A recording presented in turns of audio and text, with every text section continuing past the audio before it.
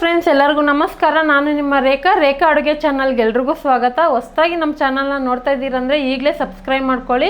ಇವತ್ತೊಂದು ಡಿಫ್ರೆಂಟಾಗಿ ಮನೇಲಿ ಏನು ತರಕಾರಿ ಇಲ್ದಿರೋವಾಗ ಒಂದೇ ಒಂದು ತರಕಾರಿ ಇದೆ, ಅದರಿಂದ ಏನಾದರೂ ಒಂದು ಡಿಫ್ರೆಂಟ್ ಮಾಡಬೇಕಂದ್ರೆ ಈ ರೆಸಿಪಿನ ಟ್ರೈ ಮಾಡಿ ನೋಡಿ, ಸೂಪರಾಗಿರುತ್ತೆ. ಅದೇನಪ್ಪ ಅಂದರೆ ಆಲೂಗಡ್ಡೆಯಿಂದ ಪೆಪ್ಪರ್ ಫ್ರೈ ರೆಸಿಪಿ ತೋರಿಸ್ಕೊಡ್ತೀನಿ.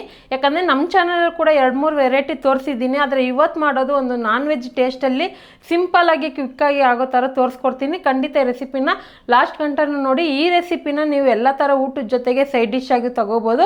ಹಾಗೆ ಇವತ್ತಿನ ರೆಸಿಪಿ ಇಷ್ಟ ಆಯ್ತು ಅಂದರೆ ಜಾಸ್ತಿ ಲೈಕ್ ಮಾಡಿ, ನಿಮ್ಮ ಫ್ಯಾಮಿಲಿ ಫ್ರೆಂಡ್ಸ್ಗೂ ಶೇರ್ ಮಾಡಿ, ಯಾವ ಥರ ಇತ್ತು ಅಂತ ಕಮೆಂಟ್ ಮಾಡಿ. ಬನ್ನಿ ಇವಾಗ ಯಾವ ರೀತಿ ಮಾಡೋದಂತ ನೋಡ್ಕೊಬರೋಣ. ನೋಡಿ, ಸ್ಟವ್ ಮೇಲೆ ಒಂದು ಕಡಾಯಿ ಇಟ್ಕೊಂಡಿದ್ದೀನಿ. ಈಗ ಇದಕ್ಕೆ ನಾನು ಅರ್ಧ ಟೀ ಸ್ಪೂನ್ ಮೆಣಸ್ಕಾಳು ಹಾಕ್ಕೊತಾ ಇದ್ದೀನಿ. ಸೊ ಮೆಣಸ್ಕಾಳನ್ನ ಒಂದು 30 ಸೆಕೆಂಡ್ ಫ್ರೈ ಮಾಡ್ಕೊಳ್ಳೋಣ. ಮೀಡಿಯಮ್ ಫ್ಲೇಮಲ್ಲಿ ಇಟ್ಕೊಂಡು ಫ್ರೈ ಮಾಡಬೇಕು, ಯಾಕಂದರೆ ಹೈ ಫ್ಲೇಮಲ್ಲಿ ಇಟ್ಟು ಮಾಡಿದ್ರೆ ಇದೆಲ್ಲ ಸೀದೋಗ್ಬಿಡುತ್ತೆ. ಹಾಗೆ ಇದ್ರ ಜೊತೆಗೆ ನಾನು ಒಂದು ಅರ್ಧ ಟೀ ಸ್ಪೂನ್ ಆಗೋಷ್ಟು ಸೋಂಕಾಳು ಹಾಕ್ಕೊತಾ ಇದ್ದೀನಿ. ಸೊ ಹಾಗೆ ಇದ್ರ ಜೊತೆಗೆ ಒಂದು ಅರ್ಧ ಟೀ ಸ್ಪೂನ್ ಆಗೋಷ್ಟು ಜೀರಿಗೆ, 2 ಒಣಗಿದ ಮೆಣಸಿನ್ಕಾಯಿ, ಒಂದು ಕಡ್ಡಿ ಕರ್ಬೇವಿನ ಸೊಪ್ಪು.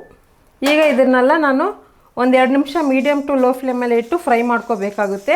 ಇದನ್ನು ಫ್ರೆಶ್ ಆಗಿ ಅವಾಗೆ ನಾವು ಹುರಿದು ಪುಡಿ ಮಾಡೋದ್ರಿಂದ ಅಡುಗೆದಲ್ಲೂ ರುಚಿ ಚೆನ್ನಾಗಿ ಬರುತ್ತೆ. ಇದನ್ನು ನೀವು ಬೇಕಂದರೆ ಜಾಸ್ತಿ ಕ್ವಾಂಟಿಟಿಯಲ್ಲೂ ಪೌಡ್ರ್ ಮಾಡಿ ಇಟ್ಕೊಬೋದು.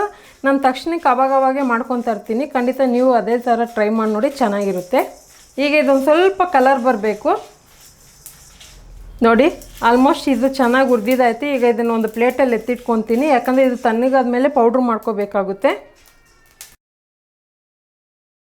ನಾವೇನು ಹುರಿದಿಟ್ಟಿದ್ರಲ್ಲ ಅದು ತಣ್ಣಗಾಗೋಷ್ಟರಲ್ಲಿ ಒಗ್ಗರಣೆ ಹಾಕ್ಕೊಳ್ಳೋಣ. ಇವಾಗ ಅದೇ ಕಡಾಯಿಗೆ ನಾನು ಒಂದು 2 ಟೇಬಲ್ ಸ್ಪೂನ್ ಆಗೋಷ್ಟು ಎಣ್ಣೆ ಹಾಕ್ಕೊತಾ ಇದ್ದೀನಿ.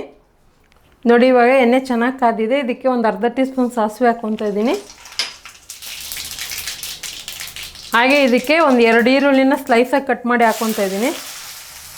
ಮತ್ತು ಒಂದು 5-6 ಪೀಸ್ ಬೆಳ್ಳುಳ್ಳಿನ ಜಜ್ಜಿಬಿಟ್ಟು ಹಾಕ್ಕೊತಾ ಇದ್ದೀನಿ.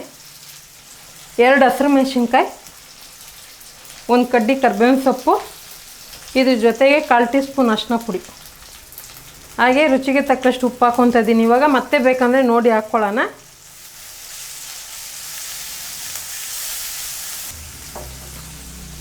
ಇದನ್ನು ಲೋ ಫ್ಲೇಮಲ್ಲೇ ಫ್ರೈ ಮಾಡ್ತಾರೋಣ. ಅಷ್ಟೊತ್ತಿಗೆ ನಾವು ಹುರಿದಿರೋಂಥ ಮಸಾಲೆನ ಪೌಡ್ರ್ ಮಾಡ್ಕೊಬರೋಣ. ಇವಾಗ ಮಿಕ್ಸಿ ಜಾರ್ ಇಟ್ಕೊಂಡಿದ್ದೀನಿ, ಅದಕ್ಕೆ ಹುರಿದಿರೋ ಅಂಥ ಈ ಮಸಾಲೆಗಳನ್ನ ಹಾಕ್ಕೊತಾ ಇದ್ದೀನಿ. ಈಗ ಇದನ್ನು ಆನ್ ಆಫ್ ಮೋಡಲ್ಲಿ ತರ್ತರಿಯಾಗಿ ಪೌಡ್ರ್ ಮಾಡ್ಕೊಬರೋಣ. ನೋಡಿ, ಇವಾಗ ನಾನು ಮಿಕ್ಸಿನಲ್ಲಿ ಇದನ್ನು ತರ್ತರಿಯಾಗಿ ಪೌಡ್ರ್ ಮಾಡ್ಕೊಬಂದಿದ್ದೀನಿ. ನಾನು ತೊಗೊಂಡಿರೋ ಅಂಥ ಇಂಗ್ರೀಡಿಯೆಂಟ್ಸ್ಗೆ ಇಷ್ಟು ಕರೆಕ್ಟಾಗಿರುತ್ತೆ. ಇದನ್ನು ನೀವು ಬೇಕಂದರೆ ಒಂದು ಸ್ಟೋರೇಜ್ ಬಾಕ್ಸಲ್ಲಿ ಕೂಡ ಸ್ಟೋರ್ ಮಾಡ್ಕೊಬೋದು. ಈಗ ಇಲ್ಲಿ ನಾನು ಅರ್ಧ kg ಆಗೋಷ್ಟು ಆಲೂಗಡ್ಡೆನ ಈ ಥರ ಮೀಡಿಯಮ್ ಸೈಜ್ ಅಂದರೆ ಸ್ವಲ್ಪ ಚಿಕ್ಕ ಸೈಜ್ ತೊಗೊಂಡು ಕುಕ್ಕರಲ್ಲಿ ಒಂದು 3 ವಿಸಿಲ್ ಬೇಯಿಸಿ ಎತ್ತಿಟ್ಕೊಂಡಿದ್ದೀನಿ. ಬೇಯಿಸಿದ ಮೇಲೆ ಆ ಸಿಪ್ಪೆನ ತೆಗಿಬೇಕಾಗುತ್ತೆ. ತೆಗೆದ್ಬಿಟ್ಟು ಇದನ್ನು ನೀವು ಚಿಕ್ಕದಾಗಾದರೂ ಕಟ್ ಮಾಡ್ಕೊಬೋದು, ಅಥವಾ 2 ಭಾಗ ಆದರೂ ಮಾಡ್ಕೊಬೋದು. ನಾನು ಈ ಥರ 2 ಭಾಗ ಮಾಡ್ಕೊತೀನಿ. ಆಲೂಗಡ್ಡೆ ತುಂಬ ಸಾಫ್ಟಾಗಿ ಬೇಯಿಸಿದ್ರೆ ಆಲೂಗಡ್ಡೆ ಪಲ್ಯ ಥರ ಆಗಿಬಿಡುತ್ತೆ. ನಮಗೆ ಕಚ್ಕೊಂಡು ತಿನ್ನೋ ಥರ ಬೆಂದಿದ್ರೆ ಸಾಕು. ಅದಕ್ಕೆ ಒಂದು 3 ವಿಸಿಲ್ ಬಿಟ್ಟರೆ ಸಾಕು. ಈ ಥರ ಕಟ್ ಮಾಡ್ಕೊಳ್ಳೋಣ. ನೋಡಿ, ಇವಾಗ ಈರುಳ್ಳಿ ಚೆನ್ನಾಗಿ ಫ್ರೈ ಆಗಿದೆ. ಸ್ವಲ್ಪ ಈರುಳ್ಳಿ ಎಲ್ಲ ಕ್ರಿಸ್ಪಿಯಾಗಿ ಫ್ರೈ ಆದರೆ ಈ ಪೊಟ್ಯಾಟೊ ಜೊತೆ ತಿನ್ನುವಾಗ ಟೇಸ್ಟೇ ಡಿಫ್ರೆಂಟ್ ಆಗಿರುತ್ತೆ. ಅದಕ್ಕಂದ್ಬಿಟ್ಟು ಹೈ ಫ್ಲೇಮಲ್ಲಿ ಇಟ್ಟು ಫ್ರೈ ಮಾಡೋಕ್ಕೆ ಹೋಗಬೇಡಿ, ಲೋ ಫ್ಲೇಮಲ್ಲಿ ಇಟ್ಕೊಳ್ಳಿ. ಸೊ ಇವಾಗ ನಾನು ಆಲ್ರೆಡಿ ಬೇಯಿಸಿ ಕಟ್ ಮಾಡಿರೋಂಥ ಆಲೂಗಡ್ಡೆ ಹಾಕ್ಕೊತಾ ಇದ್ದೀನಿ. ಇದೇ ರೆಸಿಪಿನ ನಾನ್ ವೆಜ್ಜಲ್ಲಿ ಕೂಡ ನೀವು ಟ್ರೈ ಮಾಡ್ಬೋದು.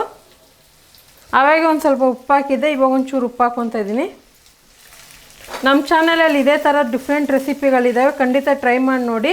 ನೀವು ಕೇಳೋಂಥ ರೆಸಿಪಿನೂ ಟ್ರೈ ಮಾಡ್ತೀನಿ ನಾನು ಆದಷ್ಟು.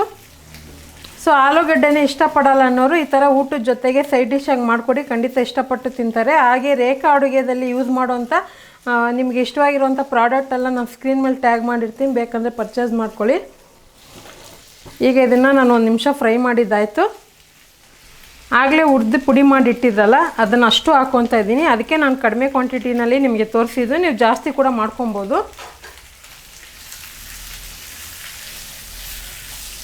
ಈಗ ಇದನ್ನು ಜಸ್ಟ್ 1 ನಿಮಿಷ ಫ್ರೈ ಮಾಡಿದ್ರೆ ಸಾಕು, ತುಂಬಾ ಫ್ರೈ ಮಾಡಬಾರ್ದು. ಯಾಕಂದರೆ ನಮಗಿಲ್ಲಿ ಆಲೂಗಡ್ಡೆ ಸಾಫ್ಟಾಗಿರಬಾರ್ದು, ಕಚ್ಕೊಂಡು ತಿನ್ನೋ ಥರ ಉದುರಾಗೇ ಇರಬೇಕು.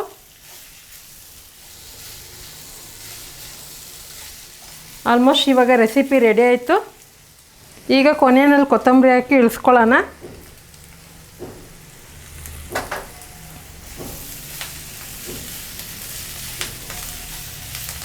ಈಗ ಇದು ರೆಡಿಯಾಗಿದೆ, ಸರ್ವ್ ಮಾಡ್ಕೊಳ್ಳೋಣ. ಸೊ ಈ ರೆಸಿಪಿನ ನಿಮ್ಗೆ ಇಷ್ಟವಾಗಿರುವಂಥ ಅನ್ನ ಸಾಂಬಾರು ರಸಮ್ ಮೊಸರನ್ನ ಜೊತೆಗೆಲ್ಲ ಸೂಪರಾಗಿರುತ್ತೆ ಕಾಂಬಿನೇಷನು.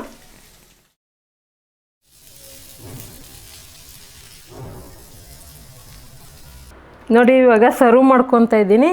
ತಿನ್ನೋದಕ್ಕೆ ತುಂಬಾ ಚೆನ್ನಾಗಿರುತ್ತೆ. ಖಂಡಿತ ಈ ವಿಂಟರ್ ಸೀಸನ್ಗೆ ಟ್ರೈ ಮಾಡಿ ನೋಡಿ, ಸೂಪರಾಗಿರುತ್ತೆ. ಸ್ಪೈಸಿಯಾಗಿ ಇಷ್ಟಪಡೋರಿಗೆ ಈ ರೆಸಿಪಿನ ಮಾಡಿಕೊಡಿ.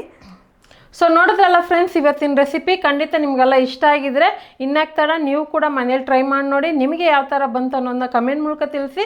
ಇವತ್ತಿನ ರೆಸಿಪಿ ಇಷ್ಟ ಆಯ್ತು ಅಂದರೆ ಒಂದು ಲೈಕ್ ಮಾಡಿ, ಶೇರ್ ಮಾಡಿ, ಕಮೆಂಟ್ ಮಾಡಿ. ರೇಖಾ ಅಡುಗೆ ಚಾನಲ್ನ ಹೊಸದಾಗಿ ನೋಡೋರು ಸಬ್ಸ್ಕ್ರೈಬ್ ಮಾಡ್ಕೊಳ್ಳಿ. ನೆಕ್ಸ್ಟ್ ವೀಡಿಯೋದಲ್ಲಿ ನೋಡೋಣ. ಬಾಯ್.